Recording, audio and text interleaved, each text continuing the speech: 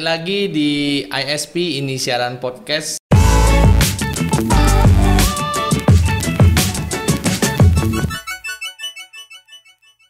Ya, balik lagi ke ISP ini siaran podcast dan bersamaku Fadil, host magang yang kali ini akan ngobrol-ngobrol nih dengan salah satu cosplayer yang sepak terjangnya udah nggak perlu diragukan lagi nih di Kota Medan, yaitu ini nih Bang Darin namanya. Yeah. Oh, boleh perkenalkan diri Bang? Oke, perkenalkan, namaku Darin Lutfi Utama. Aku ini admin cosplay Medan dari tahun 2018, tapi aktif cosplay dari tahun 2012. Nah, tuh dari 2018 loh ya. Dari 2018 beliau ini aktif gitu. Aktif ya? Aktif banget. Jadi adminnya, kalau aktif saya dari 2012. Nah, dari 2012 loh, dari 2012 udah 10 tahun. 10 tahun menjadi cosplayer dan ya bisa dibilang sepak terjangnya udah nggak perlu diragukan lagi nih untuk di daerah Medan. Daerah Medan aja, Bang? Saat ini. Saat ini di daerah Medan. Berarti nggak menutup kemungkinan untuk bisa lebih masif lagi nanti kan ke depannya. Iya, rencana begitu, Bang. Nah, kalau misalnya nih cerita sebagai cosplayer, sebenarnya kegiatannya sehari-hari apa aja sih, Bang? Selain cosplay, Iya. untuk saat ini saya itu bekerja sekaligus kuliah di salah satu universitas di Medan. Untuk pekerjaan sendiri saya bekerja sebagai bagian keuangan di internal audit. Internal audit di salah satu perusahaan retail nasional di Indonesia gitu. Jadi memang bisa dibilang walaupun dengan kesibukan sebagai cosplayer yang padat, tapi tetap punya pekerjaan utama nih ya. Iya, karena kalau saya pribadi menganggap cosplay ini kan hobi. Walaupun bisa menghasilkan, tapi itu saat ini ya, itu dari side lah, sampingan gitu. Side hustle. Iya. Oke. Iya. Nah, mau nanya seputar cosplay lah ya, bisa dibilang Bang. Yang pertama itu sebenarnya cosplay itu apa sih itu? Artinya mungkin bisa dibilang hanya sekedar anime atau gimana? Jadi cosplay itu sendiri sebenarnya adalah sebuah istilah ya untuk mengatakan suatu kegiatan di mana kita itu menirukan suatu karakter, itu baik dari segi penampilan, dari segi sifat karakter, semua segala macam, pernak-pernik, aksesoris, makeup, kostum. Nah itu cosplay namanya. Dan enggak terbatas untuk karakter anime atau karakter film. Bahkan kita bisa mengcosplaykan karakter nyata, kayak misalnya presiden atau karakter politik. Nah itu bisa kita cosplaykan. Walaupun nanti ranahnya dia bukan cosplay sih namanya, lebih ke impersonifikasi gitu. Tapi ranahnya tetap di cosplay. Tapi dominannya memang untuk saat ini apa gimana? Kalau iya, tapi memang cosplay ini identik sama karakter Jepang memang. Karena memang Jepang sendiri punya cerita-cerita yang menarik ya untuk di. Walaupun kalau kita lihat sejarah sebenarnya cosplay itu pertama kali kan orang Amerika yang buat.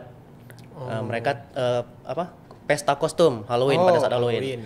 Cuma yang lebih meramaikan dan mematenkannya itu Jepang. Makanya istilah cosplay itu Jepang yang pertama kali buat. Makanya terakhirnya identik dengan Jepang.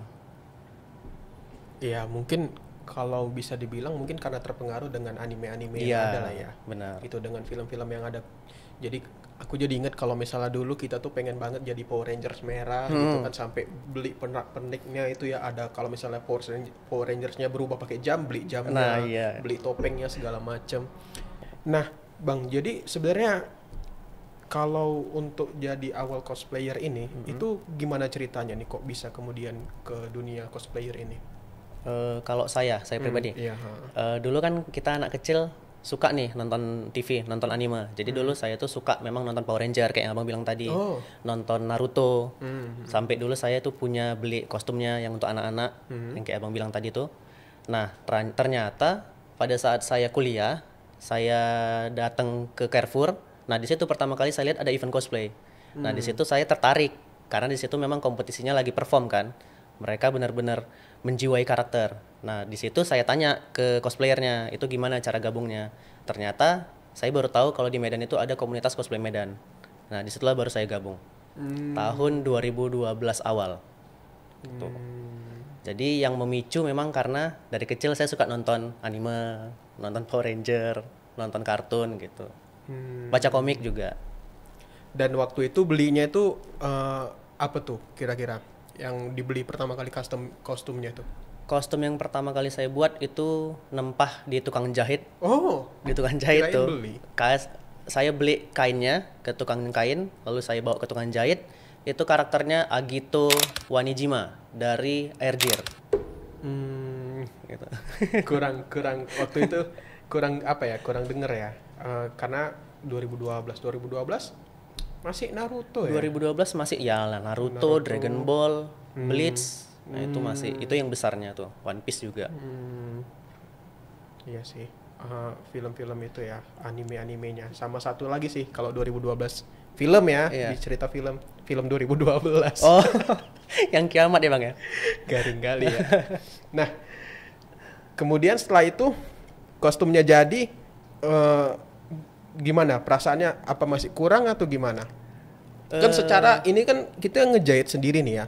Orang-orang kan mungkin kurang ngerti nih. Ini harus gimana dibuat gitu. Memang kalau beda sih antara tukang jahit yang memang tukang jahit biasa dengan yang memang tukang jahit yang sudah biasa buat kostum. Hasilnya itu beda. Cuma pada tahun 2012 dulu itu udah hasilnya udah wah gitu. Udah wah. Ya, karena dulu nggak seperti sekarang. Sekarang ini kita gampang tinggal import dari Cina atau memang udah banyak kali sekarang tukang jahit yang khusus dia buat kostum yang dia hasilnya memang udah semirip dengan karakter asli. Kalau dulu memang semua seperti itu. Dan mahal nggak dulu? Kalau dulu enggak. Dulu enggak mahal. Dan sampai sekarang masih ada bajunya? Ada nggak ya? Kayaknya udah nggak ada Bang. Udah nggak ada ya? Udah nggak ada kayaknya.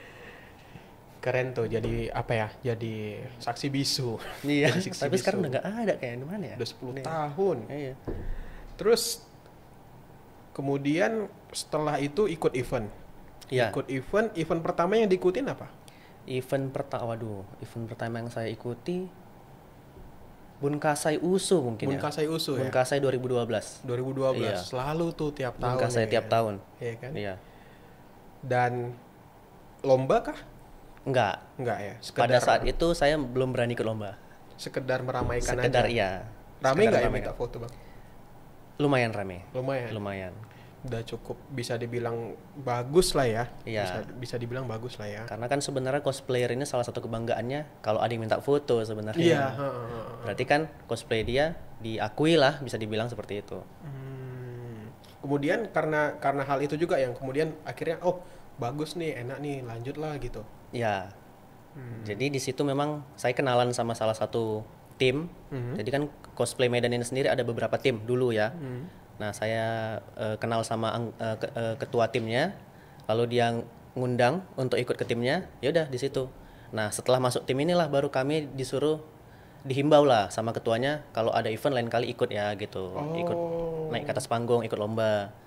Jadi bukan cuma sekedar meramaikan aja, tapi juga ikut kompetisinya gitu. Dan pada saat itu udah mulai rame untuk event-eventnya? Udah mulai rame. Udah rame ya. Dan jadi kalau misalnya untuk cosplayer itu sendiri kan, itu tadi kan harus ada kostumnya itu kan. Selain itu apalagi kira-kira yang memang diperlukan gitu? Balik lagi ke karakternya Bang. Kalau misalnya karakternya perlu wig, rambutnya misalnya berwarna-warni, harus pakai wig. Atau kalau rambutnya bentuknya udah sesuai, dia mau ngecat rambut, terserah boleh. Karena cosplay ini sendiri nggak ada patokan harus ini harus itu. Yang penting semirip mungkin dengan karakternya. Mungkin aja. Iya. Dan kalau misalnya dibilang contoh nih kayak kemarin aku ke Manhattan kan, aku ngeliat event cosplay itu ada yang dia itu pakai sarung sama kaos doang nih sama peci. Itu cosplay juga nggak?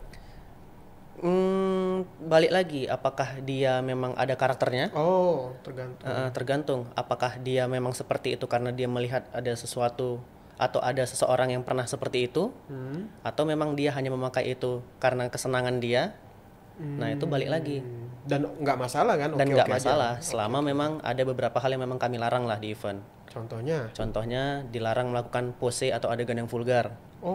Itu nggak boleh karena di cosplay Medan sendiri itu udah ada aturannya. Dilarang nge-stalking.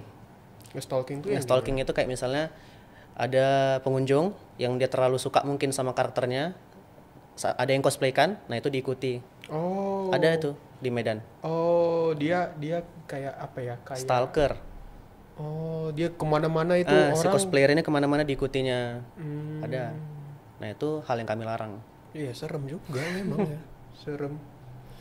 Kalau diikutin sampai ke rumah gimana?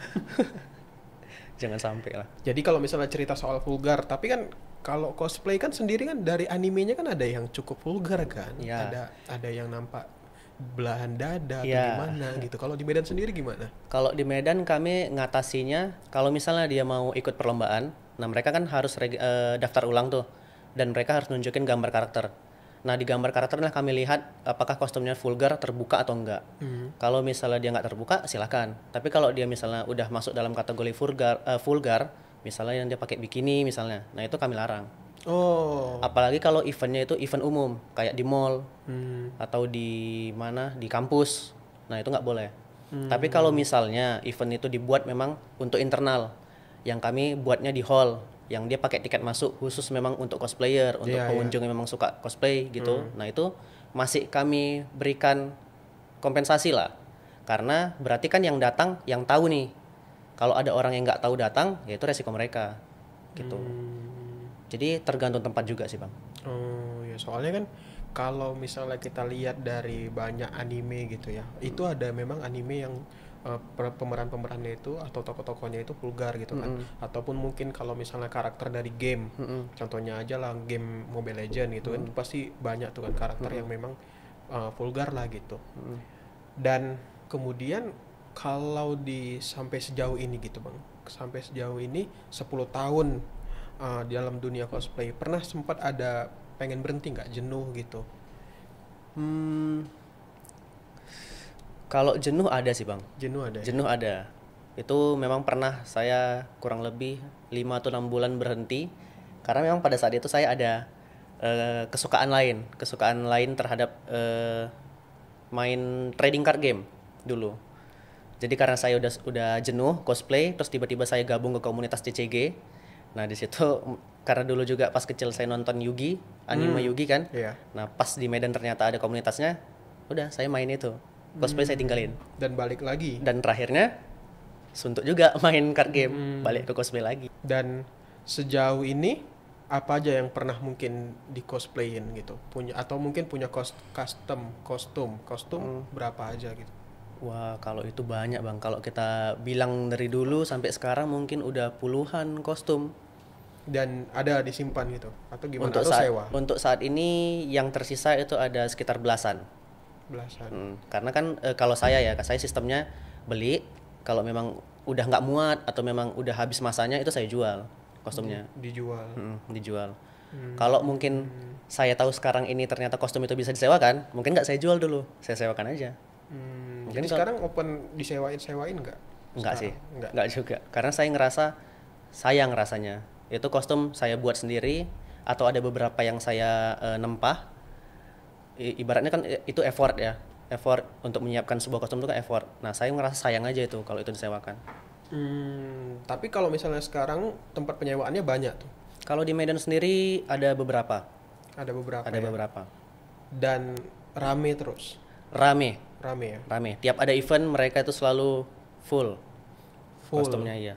Di booking orang. Karena memang kalau bisa dibilang skena dari cosplay ini ya, dunia anime ini kan besar banget ya. Terbukti dari tadi abang pernah bilang kalau misalnya abang bilang tadi setiap minggunya itu ada event. Hampir setiap minggunya itu ada event ya. Yeah. Mungkin bisa dibilang sama lah ya kayak sekarang zamannya K-pop ya. Bisa. Dan nggak tergerus nih yang anime-anime nih, walaupun memang udah ada K-pop, ada dunia K-pop nih yang hadir di masyarakat gitu kan. Dan bisa dibilang kalau misalnya dari industrinya sendiri juga cukup menggiurkan gitu kan. Kayak tadi ada penyewaan kostum, kemudian kalau misalnya aku sendiri lihat itu di Medan itu ada toko yang ngejualin barang-barang untuk anime. Ada perintilan-perintilannya, jaketnya, ada jam, dompet, kaos. Nah, itu ada pedang, ada lagi gitu, pedang yang memang handmade gitu dari Jawa dikirim dibuat dulu berapa lama, itu antrinya sampai berbulan-bulan gitu loh. Dan nyata aku lihat masif kali gitu permintaannya gitu ya. Dan memang sebagus itu Bang untuk hal ini dijadiin bisnis atau gimana gitu? Sebenarnya banyak sih hal yang bisa kita jadikan bisnis dari cosplay. Kayak misalnya itu tadi jasa penyewaan kostum, jasa maker itu ya jahit kostum atau ngebuat armor. Nah itu namanya maker, jasa maker. Fotografi, jasa open studio untuk foto session, foto shoot. Nah itu juga bisa. Nah itu untuk Jadi ada beberapa studio yang dia memang khusus untuk ngefoto cosplayer. Nah jadi studio mereka itu disetting kayak ala-ala Jepang, kayak tirai Jepang itu, pintu-pintu Jepang, nah gitu. Nah, itu salah satunya. Lalu dari segi apa lagi ya? Kalau dia misalnya udah terkenal, si cosplayer ini dia bisa jadi juri. Bahkan jurinya bukan hanya juri nasional, bisa juri internasional ke negara lain. Bisa juga sebagai banyak lah Bang. Ada juga cosplayer yang sekarang jadi artis. Oh, Ada. Banyak sebenarnya kalau kita mau ngambil sisi bisnis dari cosplay ini gitu. Kalau misalnya makeup? Nah, jadi makeup artis. Oh, jadi ada Makeup juga. Beda, ada. Oh, kalau misalnya Abang sendiri makeup sendiri atau ada orang lain? Kalau makeupnya masih simple, sebatas dia foundation, bedak, eyeliner itu masih bisa. Tapi kalau udah yang shading itu bisa saya minta tolong ke orang lain. Dan itu ada jasanya? Ada jasanya. Oh, banyak ya. Jadi ini udah 10 tahun nih Bang. Untuk cosplay Abang sendiri udah 10 tahun. Pernah nggak ada dari keluarga atau saudara atau teman bilang kenapa ngapain kerjain apa gitu, ngerjain cosplay ini buat apa gitu? Oh, Nada-nada sumbang lah mungkin ya gitu. itu dulu banyak sih Bang. Pertama kali saya ikut cosplay juga orang tua saya bilang, kamu ngapain katanya, pakai wig kayak gitu segala macam. Awalnya juga mereka kurang suka karena mereka lihat ya mereka mungkin nggak tahu itu apa gitu kan. Tapi sampai terakhirnya saya ikut lomba dan pernah menang dulu, saya bawa ke rumah piala sama ada uang hadiah. Nah mereka langsung berubah. Berarti itu sesuatu yang positif sebenarnya. Bahkan sampai sekarang juga ya terakhirnya mereka ngedukung, nge-support aja kayak misalnya. Tapi tetap nggak melupakan kewajiban yang lain yang lebih utama kayak misalnya pekerjaan atau kuliah gitu. Selama semua bisa saya yang lain yang utama ini bisa saya selesaikan, yang cosplay ini mereka nggak masalah sekarang.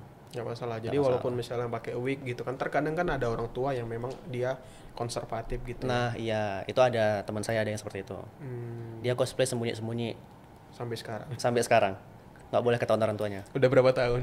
Wah 3 tahun 4 tahun. 4 tahun. Oh. Itu kalau ketahuan mungkin weekend dibakar itu. Sama orang tuanya. Kostumnya dibuang. Kalau dari teman sendiri gimana? Kalau dari teman rata-rata sama sih Bang masalahnya. Teman saya juga dulu ada yang dia orang tuanya nggak ngasih, tapi gitu dia menang langsung oh ya udah nggak apa-apa positif kok gitu. Banyak. Kalau dari teman, misalnya teman nih tahu kita bergaul sama mereka mungkin. Oh.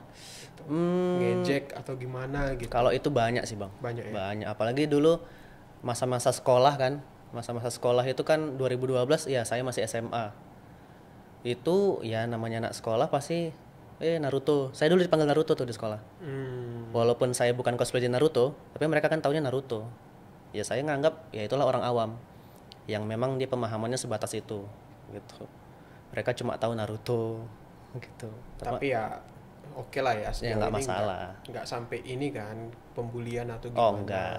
Kan, karena memang kan ada tuh, kalau contohnya aja lah, mungkin orang beranggapan misalnya soal wibu nih, wibu gitu kan, sampai mungkin ada yang sampai dibully lah karena memang mungkin karakter dia yang contohnya aja lah, kalau misalnya kita lihat gitu kan, sering kali ada tuh di TikTok bilang kalau dia pakai tas besar, pakai masker ke kampus, ke kampus, ke sekolah pakai masker, pakai tasnya besar, pakai kacamata, pakai hoodie gitu kan. Wah, udah wibu gitu.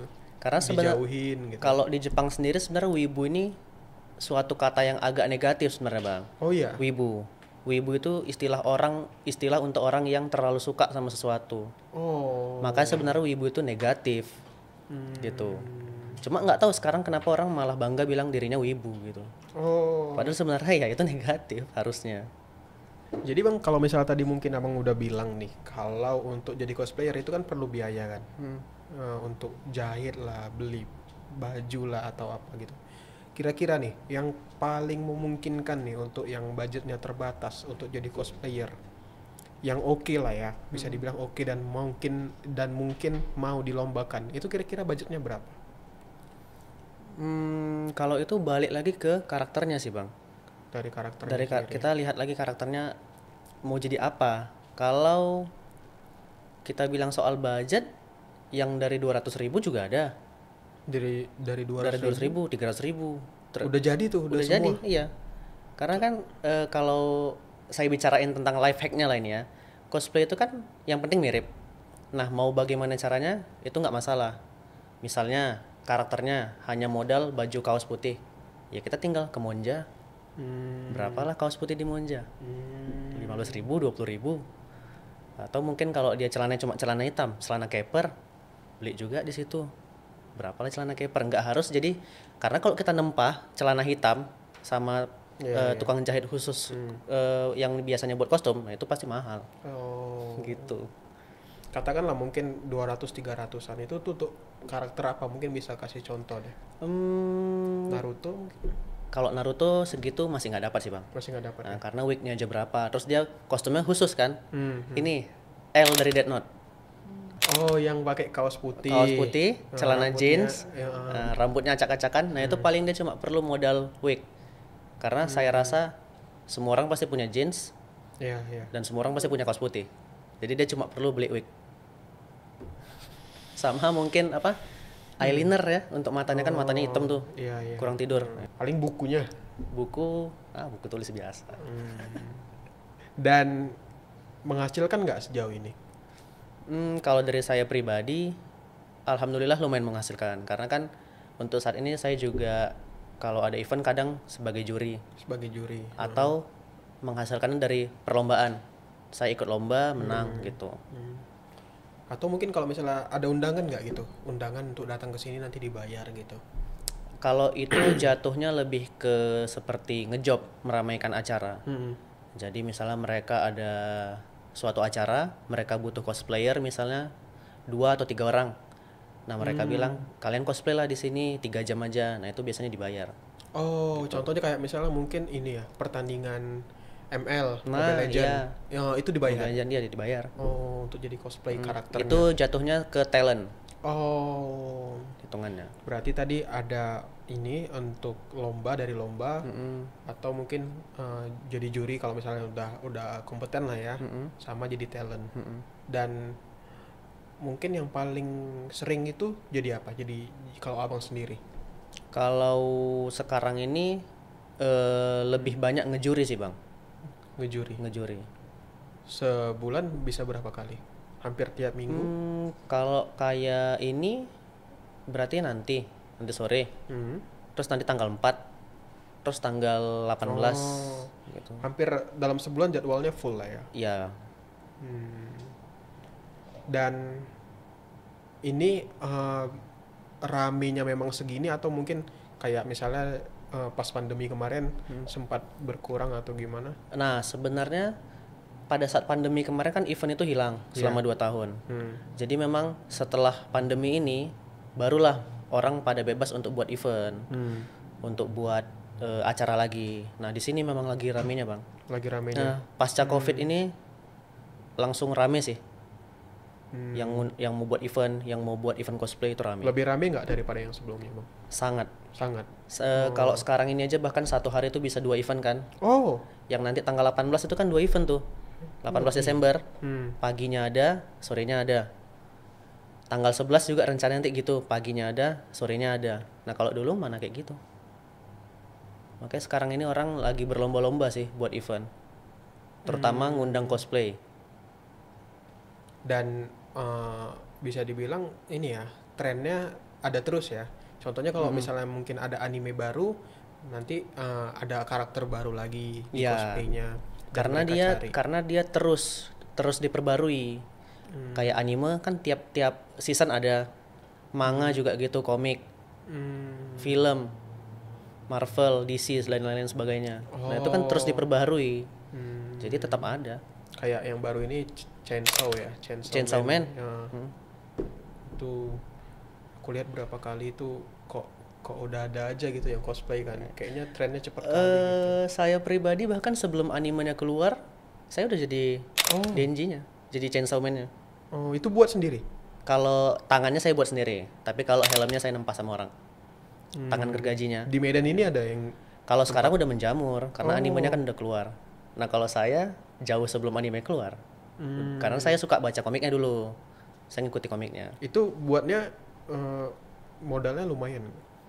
Kalau kita bilang masalah bahannya, murah sebenarnya bang. Bahan untuk buat properti kayak gitu tuh murah. Karena dia kan hitungannya per lembar. Apa tuh bahannya? Nama bahannya tuh busa T, atau orang bilangnya busa ati. Itu dijual di toko kulit biasanya. Itu hitungan per lembarnya, dia ngikuti mili. Jadi per mili itu untuk harga sekarang 10.500 atau 11.000. Nah, bahan yang dipakai biasanya busa T 6 mili. Ya udah dikalikan aja 6 kali 11.000. 66.000 per lembar. 66.000. Terus paling ya ngecatnya pakai catnya pakai cat semprot. Cat semprot. Tergantung mau hasilnya gimana. Kalau mau yang agak bagus dan lebih kilat pakai cat mobil. Kalau mau yang ramah dengan budget, pilox biasa, cat semprot. Bisa pakai cat akrilik kalau mau di shading. Paling kita cuma butuh lagi lem, aquaproof untuk ngedempul, atau kulit kalau misalnya nggak mau pakai cat. Jadi dilapis kulit warnanya. Kalau kita hitung dari segi budget sebenarnya murah bang. Murah. Yang mahal itu pada saat kita minta orang untuk mengerjakan, karena itu kan dia jasanya. Iya. Gitu. Itulah yang buat mahal. Paling ya makan waktu aja lah ya. Makan waktu. Trial error lagi. Ya. Kalau kita buat sendiri lebih murah, tapi itu hasilnya belum tentu bagus. Trial errornya banyak. Apalagi kalau dia baru mulai. Makan bahan banyak. Tapi kalau nempah, ya itu kita nggak perlu ngapa-ngapain, tapi mahal. Balik lagi sebenarnya cosplay ini bisa disetting sesuai budget sih. Kalau misalnya dari abang sendiri yang paling mahal tuh apa? Kostum apa gitu? Yang mungkin sampai saat ini masih oke dipakai dan mahal untuk buatnya. Kalau dulu sih pernah saya beli kostum itu harganya sampai 1.200.000. Itu hitungannya udah mahal belum ya? Kalau tahun-tahun 2016 2015. Ya standar lah harganya segitu. Untuk kostum apa? Itu kemarin kostum Warrior of Light dari Final Fantasy. Ini. Rumit ya? Yang itu, pas. Rumit nih. Itu semuanya. Iya. Kemarin saya nempah sama orang 1.200.000 belum sama ongkir karena saya pesan dari Jakarta. Kemarin ongkirnya pakai kargo 300 sekian ongkirnya. Bahannya? Udah dari mereka semua. Jadi sampai sini udah dalam keadaan kostum kayak gini. Jadi kurang lebih 1,5 1,6 kemarin ya. Dan itu semua termasuk pedangnya iya, itu. Pedang sama shieldnya, tamengnya. Tamengnya helm, itu. Dan armor badan. Itu semua. Untuk di bajunya itu kan kelihatan itu apa ya? Armornya itu kan ada gimana ya? Ada berlapis-lapis itu. Itu kain atau gimana? Kemarin itu dia cat. Ada beberapa part yang pakai cat, ada beberapa part yang pakai lapis kulit. Kalau kayak yang birunya itu cat. Nah, tapi kan dia ada list emasnya tuh. Iya. List emasnya itu dia pakai kulit, dilapis kulit. Kan ada kayak di sini tuh ada berlapis-lapis itu. Itu kayak sebatas kain atau gimana? Misalnya, yang mana? Yang mana ya? Nah, itu armor semua. Armor tuh, cat. Yang kainnya itu cuma itu yang bagian di leher, karena itu kan sayapnya ya, cape-nya. Nah, itu kain. Yang putihnya yang di pinggang itu juga kain. Sisanya itu armor semua tuh. Dan maksudnya bahannya itu dan bukan kain untuk di armornya itu bukan kain. Bukan. Gitu? Bukan. Bahannya itu yang tadi saya bilang busate. Busate itu busate tadi. yang dibentuk sebagai bentuknya kayak gitu. Itu bahan yang sama kalau dipakai untuk itu tanduk logi itu. Makainya rumit nggak? Makainya nggak rumit sih bang. Atau harus ada, kalau nggak dia bakal rusak, gampang jatuh atau gimana? Busate ini malah bahan yang dia tahan. Lebih tahan. Kalau misalnya mungkin dia kalau ditekuk gitu nggak malah masalah. Jadi jelek, nggak masalah. Kalau ditekuk itu malah dia ngerusak cat. Cat itu kan kalau udah di cat, kalau bisa jangan ditekuk, iya. karena kan pecah nanti catnya. Nah, terakhir nih Bang, mungkin kalau misalnya di Medan nih, banyak mungkin teman-teman kita yang di Medan pengen nih untuk tahu info mengenai cosplay itu gimana, eventnya di mana gitu, ngapain aja, itu bisa lihat di mana nih? Itu bisa lihat di Facebook, itu ada grupnya namanya Cosplay Medan, atau di Instagram ada namanya @cosplay_medan. Oh, Nah itu oke. dari situ biasanya. Di situ semua informasinya Di ya. situ informasi event, event itu di mana, kapan, di situ ada. Oke.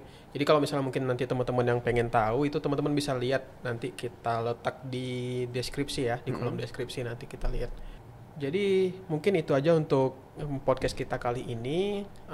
Buat teman-teman semua yang mau terhubung nih mungkin dengan Bang Darin atau mau tahu tentang event Cosplay Medan, bisa langsung cek, nanti kita taruh linknya di deskripsi, atau mungkin nanti bisa kontak langsung Bang Darin. Ada IG-nya nggak?